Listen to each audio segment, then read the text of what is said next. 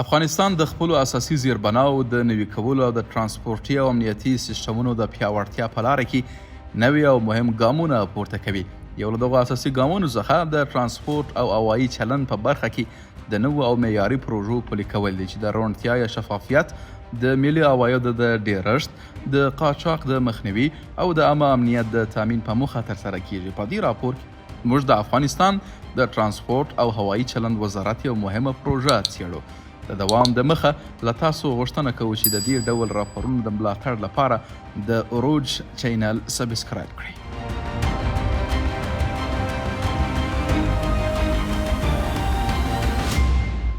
د کابل ښار د برېښنايي دروازې پروژه، دا پروژه چې په افغانستان کې یو بشپړه توګه نوي او نوښتګره پروژه ګڼل کیږي، د هیواد د ترانسپورت او هوايي چلند وزارت لخوا ډیزاین او پلي کیږي. په دې پروژه کې د هیواد په ختیځ کې د ترانسپورتي ترمینل د برېښنايي دروازې جوړول شامل دي او د کابل په پلچرخي سیمه کې موقعیت لري.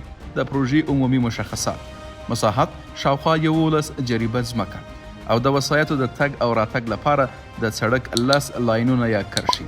دا پروژه لاندې برخې لري: اداري ودانۍ، جومات یا مسجد شریف، د وسایطو تمځای یا پارکینګ، رستورانت، د عوایدو د راټولولو غرفې، نظارتي او امنیتي سیستمونه، معیاري برېښنايي دروازې، د عوایدو د راټولولو سیستم او روڼتیا. په دې پروژه کې 10 غرفې تر سیوري لاندې د عوایدو د راټولولو برخې په توګه جوړې شوي دي.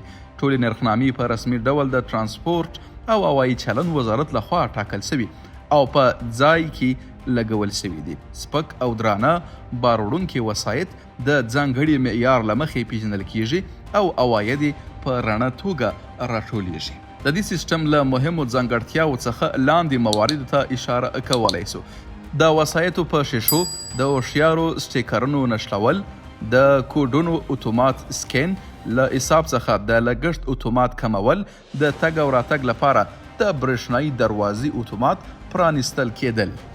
دا پرمختللی سیستم د دې لامل کیږي چې هیڅ ډول قاچاقي یا چاودیدونکي توکي دننه یا بهر نسی، امنیت د پام وړ کچه لوړ سي، ملي عواید په دقیق او رڼه ډول د دولت خزانې ته وسپارل سي. د دې پروژې د کار ټول پړاوونه د مسلکي انجنیرانو او د ترانسپورت او هوايي چلند وزارت د مسؤلینو تر څارنې لاندې ترسره کیږي. د برېښنايي دروازه جوړول، د برېښنا سیستم، کنټرول تجهیزات، اړونده سافټویرونه او فزیکي جوړښت ټول د ملي او نړیوالو معیارونو او سټنډردونو سره سم پلي کیږي. د پروژې د مسؤل څرګندوي: د پروژې مسؤل احمد شاپور وایي اوسمهال د پروژې کار په غوره انجنیري کیفیت سره روان دی. د وزارت مسؤلین په دوامداره توګه څارنه کوي او کارونه د پلان سره سم پرمخ ځي. همدارنګه کارګران د کاري خطرونو سره په دقت او مسؤلیت منلو سره په خدمت بوخت دي او د پروژې د بشپړولو لپاره هڅې کوي.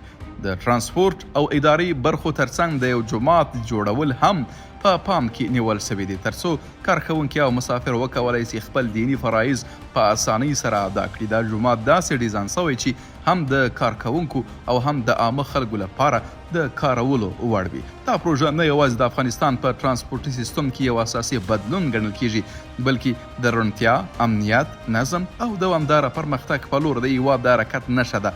د داسې پروژو په پلي کولو سره افغانستان کولی شي د عامه سوکالۍ، د وطن د عزت ساتلو او د اسلامي نظام د پیاوړتیا په لاره کې لا کلک ګامونه پورته کړي. په پای کې یو ځل بیا له تاسو ګرانو څخه غوښتنه کوو چې د سالمې او پرمختګ پلوي اطلاع رسونې د ملاتړ لپاره د اوروج چینل سبسکرایب کړئ او دا راپور له نورو سره شریک کړئ.